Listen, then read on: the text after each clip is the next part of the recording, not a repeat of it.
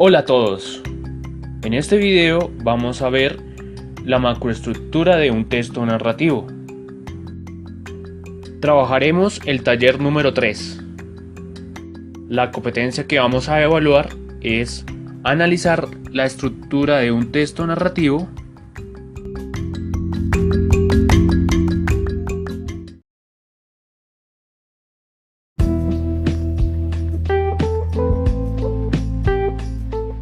a diferencia de otros textos, la narración, como género discursivo, ha estado siempre en los primeros estadios del dominio de una lengua.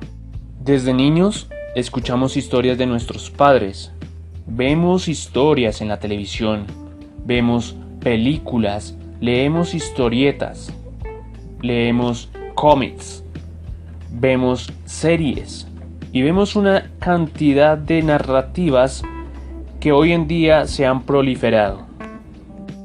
Parece que las historias siempre nos han acompañado y es tal vez la forma como construimos nuestra identidad.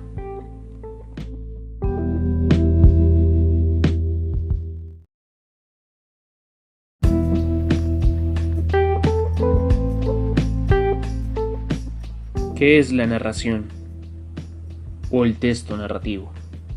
Un texto narrativo es aquel que representa una sucesión de acciones en el tiempo. Resalto la acción dentro de las historias, ya que es fundamental para que éstas se construyan. Dentro de un relato sucede la transformación o cambio de un personaje o de una situación. Existen dos variantes de la narración: la literaria y la no literaria. En la no literaria podemos encontrar la anécdota como un ejemplo. En la literaria encontramos el cuento. ¿Qué diferencia hay entonces entre un texto narrativo literario y no literario? El texto literario y narrativo se centra en una función del lenguaje que es la estilística o la estética, es decir, le importa cómo comunica la historia, mientras que el texto no literario no se centra en cómo va a comunicar su historia, sino simplemente en narrarla. Aparte, el texto narrativo no literario es más común que el literario.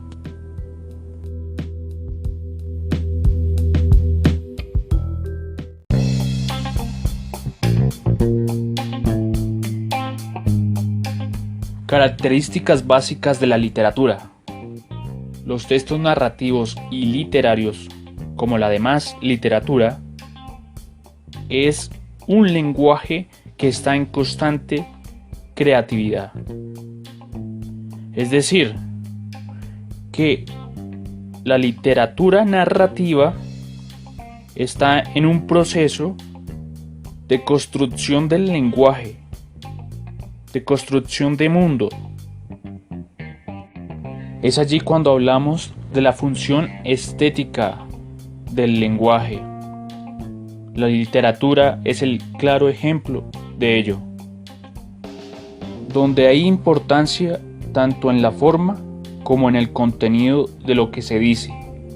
No podemos desligar tan fácil en la literatura el contenido de su forma, porque la forma también dice mucho sobre lo que se quiere decir o comunicar. Cuando hablamos de la forma, no siempre vamos a hablar de utilizar términos bellos, hermosos. Hay veces, en la literatura, se vuelve hermoso lo más feo del mundo. Ese es el caso de un cuento de Mario Benedetti que se llama La noche de los feos.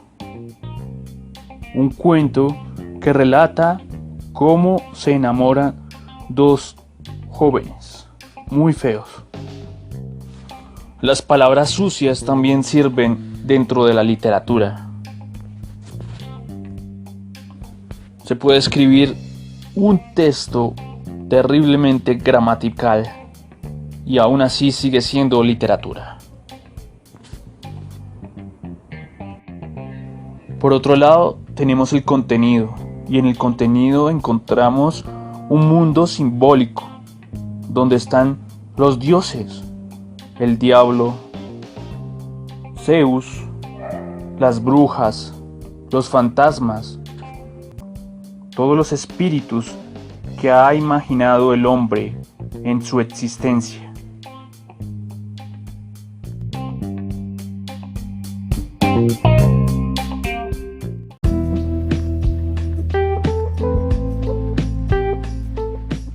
Análisis de un texto narrativo. Los textos narrativos se pueden analizar bajo su estructura. Y recordemos, la estructura textual se compone de una superestructura, una macroestructura y una microestructura. Inicialmente identificamos la superestructura de un texto narrativo, es decir, miramos si es un cuento, una novela, una película, un chiste, una fábula, una leyenda o un mito. En pocas palabras, miramos su forma de presentar la narración. Posteriormente, identificamos la macroestructura textual de la narración, es decir, la trama, el argumento, el tema, los personajes, el tiempo y el espacio donde se desarrolla la historia. Finalmente, observamos la microestructura textual del texto narrativo. Acá observamos los verbos, los términos usados, los adverbios, las conjunciones de tiempo, las formas verbales. Desde este ámbito se teje el narrador, que puede ser en primera persona o segunda o tercera persona. Y eso depende del uso del verbo. Acabado nuestro análisis, observemos un ejemplo.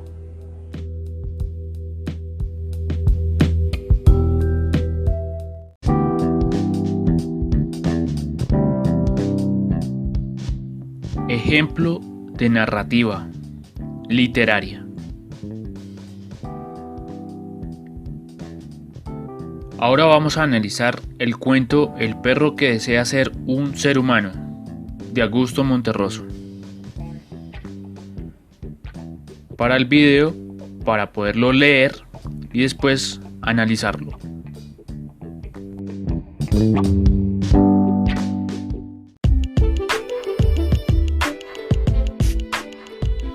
Análisis de narrativa. Para comenzar, recordemos que es importante ver la forma y el contenido de nuestra narrativa. Comencemos con la forma. Allí identificamos dos características que lo acercan al relato de la fábula. Recordemos, los personajes son animales. Segundo, se deja como una enseñanza. Esta vez no es explícita, es implícita. Este es un microrrelato, una narrativa muy pequeña, pero que deja en el fondo un mensaje. Sigamos con el contenido. Los personajes de nuestra fábula solamente es el perro. Pero ustedes preguntarán, ¿qué pasa con el mercader? Aunque el mercader es mencionado, no es suficiente para ser catalogado como personaje, ya que los personajes necesariamente tienen que realizar acciones dentro del cuento o fábula. El lugar es la casa del mercader. El tiempo está centrado en varios años. El contexto es muy actual. Miremos que el dueño o el mercader tiene varias máquinas. La trama se caracteriza por dos momentos. La primera, cuando el perro es un perro normal, y la segunda, cuando el perro quiere ser un humano. El argumento es lo más fácil. Este relato trata de un perro que quiere ser un humano, así como lo dice el título. Esta vez, la narrativa nos deja fácil su argumento. Tenemos a una tercera persona como narrador. Un narrador que se introduce dentro del personaje y dice lo que piensa o siente. Finalmente, observamos el uso de verbos dentro de la narrativa como característica microestructural. Además de que la narrativa utiliza un lenguaje coloquial, miremos la palabra perro. Tiene una mayúscula al inicio, como señalando su personificación, esa figura retórica o literaria que utilizan las fábulas.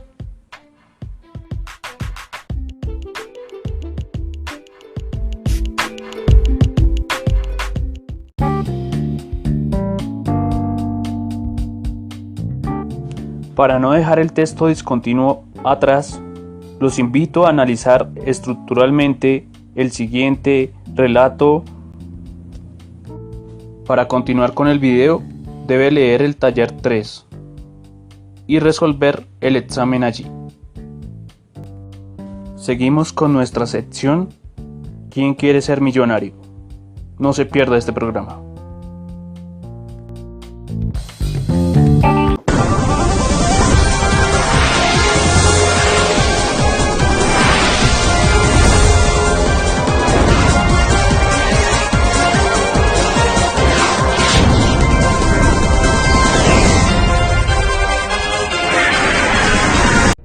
Que comience el juego. Primera pregunta. El texto narra con ironía que los mayas A. Sabían de astronomía. B. No conocían a Aristóteles. C. Eran muy tercos. D. No entendieron al fraile. El texto es muy claro. Deja como ironía que los mayas sabían de astronomía. Ridiculariza al fraile como una figura del español, una cultura que ha ignorado a la maya o a la indígena, por lo que la respuesta es la A. Los mayas entendieron al fraile. Ellos no actuaron por terquedad, sino por su ritual. Y además de eso, no tenían por qué conocer quién era Aristóteles, ya que su cultura es rechazada.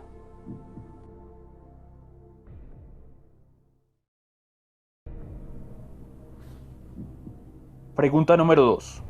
Los hechos narrados en el texto son verosímiles porque A. Son reales, aunque tienen la apariencia de no haber ocurrido en la realidad.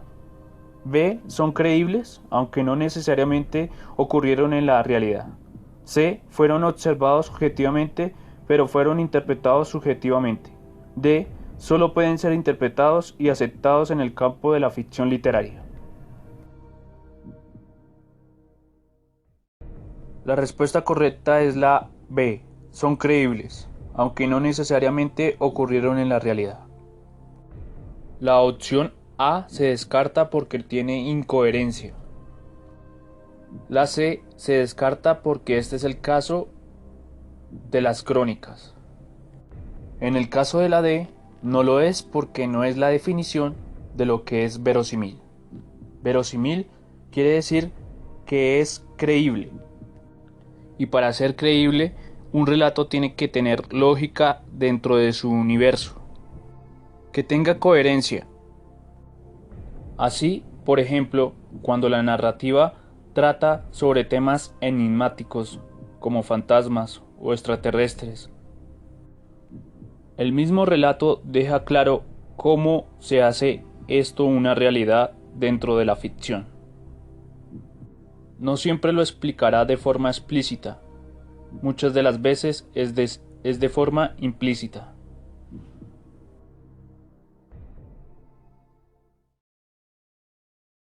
Tercera pregunta. En el primer párrafo se dice que Carlos V condescendió a... En este contexto, condescender tiene el sentido de A. Desplazarse físicamente a un lugar más bajo. B. Resignarse a hacer la voluntad de otro. C. Aceptar que otro haga lo que le plazca. D. Acomodarse con complacencia a la voluntad de otro. La respuesta correcta es la D. acomodarse con complacencia a la voluntad de otro. En este caso nos están cuestionando acerca del significado de una palabra y que la definamos a partir del significado que va tejiendo el texto. Acá se habla de condescender no de forma física, como sería en el caso de la A, sino más bien, sobre todo, de forma moral y jerárquica. Es claro que Carlos V estaba por encima de él, tenía más poder que él. Teniendo más poder que él, no podía resignarse a hacer la voluntad de él. Tampoco cedería a su poder y le diría al otro que hiciera lo que le plazca. Más bien lo que quería el fray es que por primera vez Carlos V reconociera sus acciones.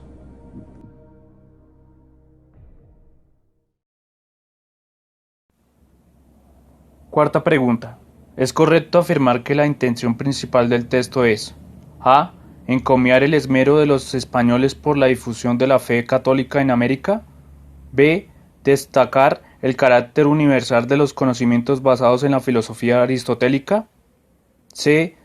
Celebrar el alto grado de conocimiento sobre astronomía de una cultura precolombina. d. Mostrar cómo el pueblo maya honraba a sus dioses como sacrificios humanos. En el relato se muestran dos elementos. La primera, el conocimiento maya y la cultura maya. La segunda, la ignorancia y el rechazo hacia el indígena, hacia la cultura maya, por parte de otras culturas como la española.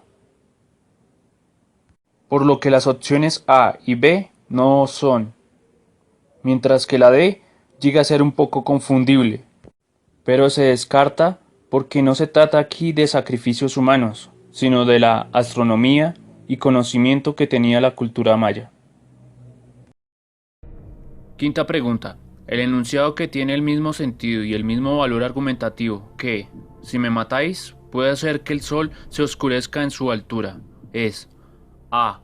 Haré que el sol se oscurezca en su altura porque vosotros me matáis. B. No me matéis, o puedo hacer que el sol se oscurezca en su altura. C. No me matéis, porque haré que el sol se oscurezca en su altura. D. En cuanto me matéis, puedo hacer que el sol se oscurezca en su altura.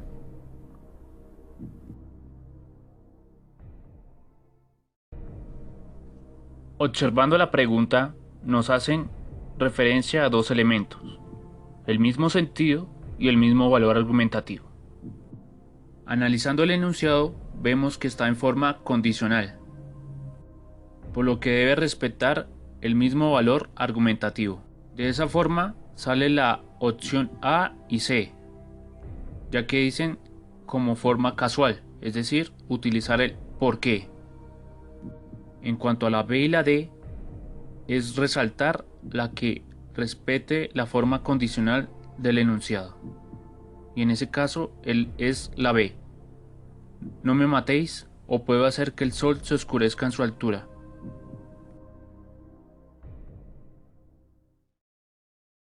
Sexta pregunta. Con respecto a los conocimientos del fraile Arrazola, ¿es correcto afirmar que A. Conocía los códices de astronomía de los mayas y valoraba muy positivamente su contenido?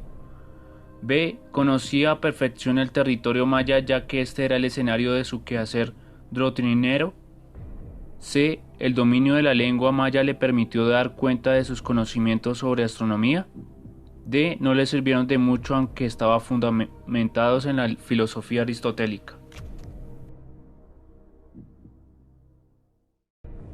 La respuesta es la D. No le sirvieron de mucho aunque estaban fundamentados en la filosofía aristotélica. Dentro de la hipótesis que le damos al texto, la cual es resaltar la cultura maya y su conocimiento astronómico, es la única opción que tiene este elemento. La opción A se contradice con la intención del texto. La opción B ignora que el fraile se perdió en la selva. La opción C ignora la muerte del fraile a lo último del texto.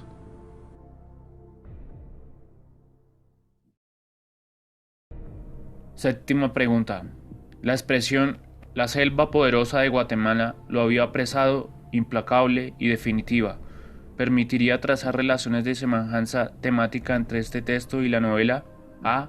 Cien años de soledad, B. Doña Bárbara, C. La vorágine, D. Pedro Páramo.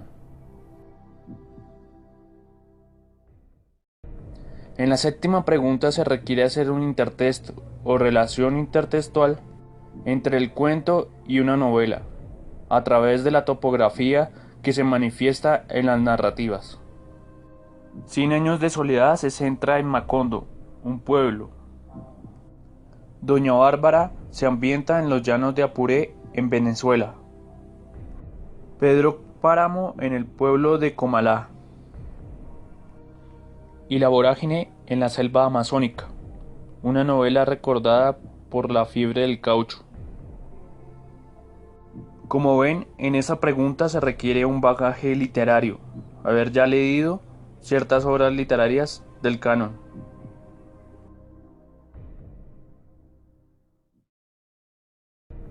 Octava y última pregunta. Un eclipse como el mencionado en el texto se origina cuando A. La Tierra entra en el cono de sombra proyectado por la Luna. B.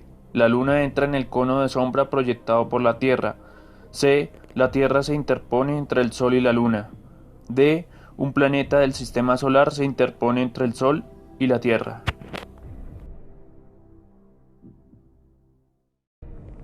La respuesta correcta es la A. La Tierra entra en el cono de sombra proyectado por la Luna.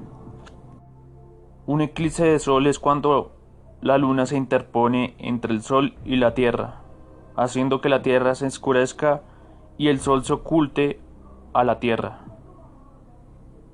La opción B es el caso del eclipse de Luna, igual que la opción C. La opción D puede ser verdad, es decir, puede haber que un planeta del sistema solar se interponga entre el Sol y la Tierra, pero no es suficiente para que el Sol sea ocultado por este. Ese man merece un aplauso. Ahora ya empezó el calorcito.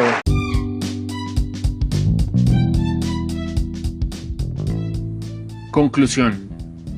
Se evidenció a través del taller 3 que las preguntas que se realizaban eran acerca de la estructura textual del texto narrativo, es decir, de los personajes, del lugar, de la hipótesis de lectura, de la naturaleza de la literatura y de aspectos microestructurales, como el sentido o significado de palabras, de la misma forma del significado de frases. Hasta pronto.